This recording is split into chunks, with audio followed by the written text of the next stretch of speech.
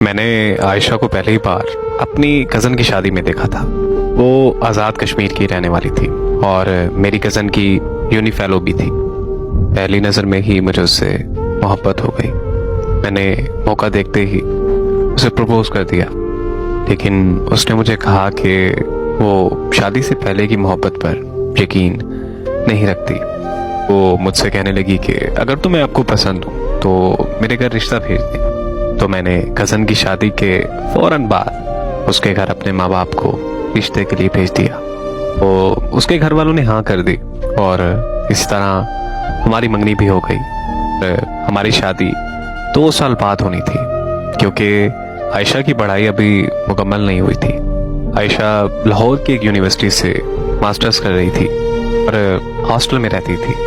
तो मेरी उससे फ़ोन पर बात होती थी। मैंने उसे काफ़ी दफ़ा बोला कि तुमसे मिलने आना चाहता हूँ, मगर वो मुझे साफ इनकार कर देती थी। मुझे कहती थी कि शादी से पहले मिलना जायज़ नहीं है। उसको ऐसी बातों की वजह से मुझे और भी प्यारी लगने लगी थी। उसे अपनी और अपने घर वालों की इज्जत का बहुत ख्याल था। मेरी छुट्टी ख़त्म होने पर मुझे फ्रांस वापस आना था। तो वापस आने से पहले मैंने आयशा को दोबारा ये ख्वाहिश की कि मैं फ्रांस जाने से पहले एक बार तुमसे मिलना चाहता हूँ। तो उसने मुझे कहा कि ठीक है, मैं एयरपोर्ट पर आपसे मिलने आ जाऊंगी। मैं अपनी फ्लाइट वाले दिन एयरपोर्ट पर 4 घंटे पहले ही पहुंच गया। एयरपोर्ट पहुंचकर मैंने उसे कॉल की तो उसने मुझे कहा कि मैं थोड़ी देर में आती हूँ। 2 घंटे के मुसलसल इंतजार के बाद मैंने उसे कॉल की तो उसने मेरा नंबर मसरूफ कर दिया। 1 घंटे तक वो मेरा नंबर बार बार मसरूफ करती रही। फिर उसने कॉल अटेंड करते ही मुझे कहा कि मैं नहीं आ सकती, आप चले जाओ। इससे पहले कि मैं कुछ और कहता उसने कॉल बंद कर दी। तब मैंने दोबारा कॉल की तो उसका नंबर बंद जाने लगा। मुझे कुछ समझ नहीं आ रहा था कि आखिर वो ऐसा क्यों कर रही है। इतने में मेरी फ्लाइट का वक्त हो गया और मैं उससे बगैर मिले फ्रांस आ गया। हाँ, आकर मैंने उसे कॉल की तो उसका नंबर फिर से बंद जा रहा था।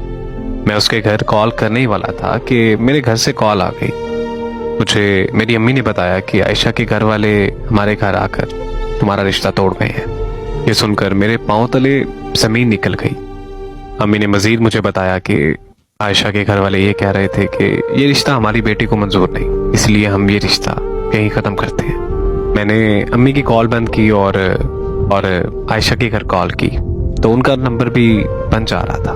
कि लाख कोशिशों के बावजूद भी मेरा राब्ता आयशा और की फैमिली से नहीं हुआ तो मैं फिर से छुट्टी लेकर पाकिस्तान वापस आ गया। वहां पहुंचते ही आयशा के घर आज़ाद कश्मीर चला गया। वहां जाकर मुझे आयशा के घर वालों ने बताया कि आयशा लाहौर से वापस घर आई थी और तब उसने कहा कि उसे तुमसे शादी नहीं करनी।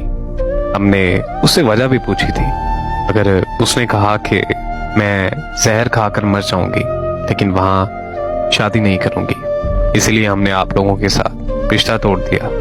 उसके बाद वो 2 दिन घर रही और फिर वापस लाहौर चली गई। मगर फिर हमें पता चला कि वो लाहौर पहुंची ही नहीं। हमने उसे बहुत ढूंढा मगर उसका कुछ पता नहीं है।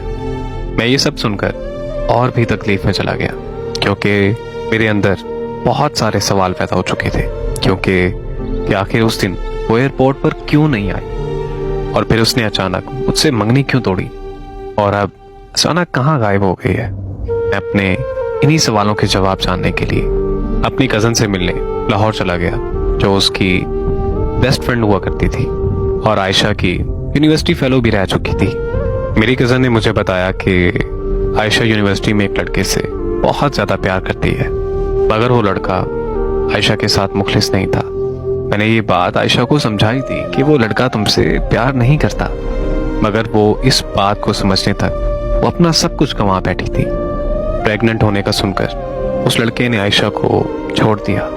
आयशा ने उसकी बहुत मिन्नतें की, मगर उस लड़के ने उसकी एक ना सुनी। आयशा बहुत अरसे तक डिप्रेशन में रही और फिर मेरी शादी पर उसे तुम मिल गए। आयशा खुश नहीं थी कि वो खुद को किसी मर्द के काबिल नहीं समझती थी। वो तुम्हें ये सब बताना चाहती थी, मगर मैंने ही उसे मना कर दिया था, क्योंकि मैं ये चाहती थी कि वो अपने कल को भूलकर आज में जीना सीख ले।